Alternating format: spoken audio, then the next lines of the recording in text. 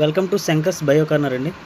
APDSC 2020 schedule భాగంగా 19/6/2025 జరిగిన PGT biological science పేపర్లో ఒక మంచి ప్రశ్న చూద్దామండి. 3' ఏటీజీ సిసిఏ టీజీసీ ఏటీజీ సిఏటీ 5' మూసఫలక పోచ పైన పేర్కొన్న డిఎన్ఏ నుండి అనులేఖనం గావింపబడిన ఎంఆర్ఎన్ఏ స్టాండ్ ఏదని అన్నారండి. మరి మనకు అనులేఖనం అంటేనే తెలుసు, మనకి డిఎన్ఏ నుండి ఎంఆర్ఎన్ఏ ఏర్పడ్డాన్ని అనులేఖనమెంట్స్ అంటారు.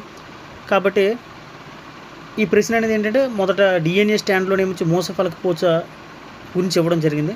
దాన్ని ఆర్ఎన్ఏగా మారినప్పుడు ఏమొచ్చి అది ఏ విధంగా మార్పు చెందుతుందో మనం క్వశ్చన్ ఐడెంటిఫై చేయడం ఆన్సర్ అనమాట. మరి ఇప్పుడు మనం అనులేఖన ప్రమాణం లేదా ట్రాన్స్క్రిప్షన్ యూనిట్ గురించి చూద్దామండి.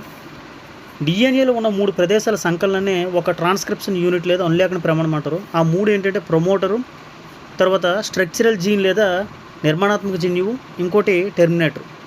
ఈ మూడింటి యొక్క సంకలనాన్ని ఒక ట్రాన్స్క్రిప్షన్ యూనిట్ లేదా అనులేఖన ప్రమాణం అంటారు. మరి ప్రతి డిఎన్ఏ కూడా 2 పోచులతో నిర్మితం ఉంటుందని మనకు తెలుసు. పైన పోచు చూడండి ఒకసారి, 3' నుంచి 5' ధ్రువత్వం కలిగి ఉంది. దాన్ని టెంప్లేట్ స్టాండ్ లేదా మూసఫలక పోచ అని అంటారండి.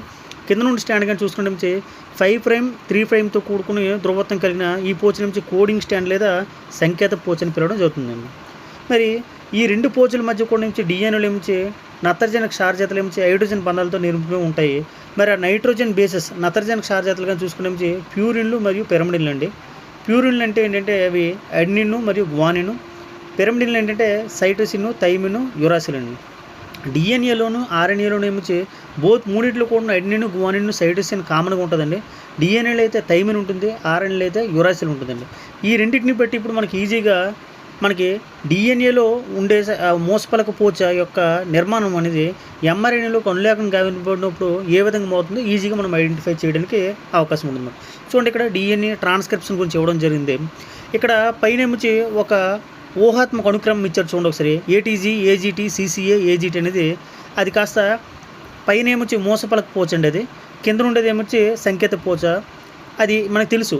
నత్రజన క్షారాలు ఇప్పుడు కూడా అడినిన్ అనేది థైమిన్తోని, గ్వానిన్ అనేది సైటోసిన్తోనే ఏమించి బంధితమై ఉంటుందని మనకు తెలుసు డిఎన్ఏలో అయితే.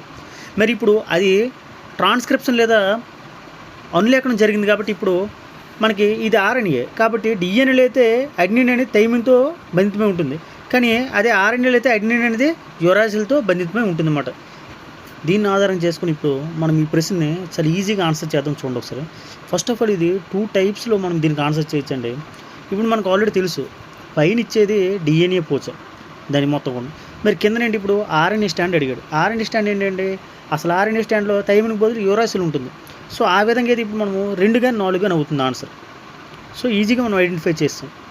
అంటే 1, 3 కాదనేసి మనం ఈజీగా ఐడెంటిఫై చేస్తాం. సరే, 2, 4లో కూడా ఇంకా ఈజీగా చేయొచ్చు. చూడండి ఒకసారి. ఎందుకంటే మూసఫలక పోచ 3', 5' అయినప్పుడు కింద నుండి ఆర్ఎన్ఏ పోచ ఏమవుతుంది, దానికి ఆపోజిట్గా 5' తర్వాత 3' అవుతుంది. సో ఈజీగా ఇప్పుడు మనం సెకండ్ ఆప్షన్ అనేసి ఐడెంటిఫై చేయడం జరిగింది. సో ఫైనల్లీ దీని ఆన్సర్ ఏంటంటే ఆప్షన్ 2 అండి, దీని కరెక్ట్ ఆన్సర్. Thank you.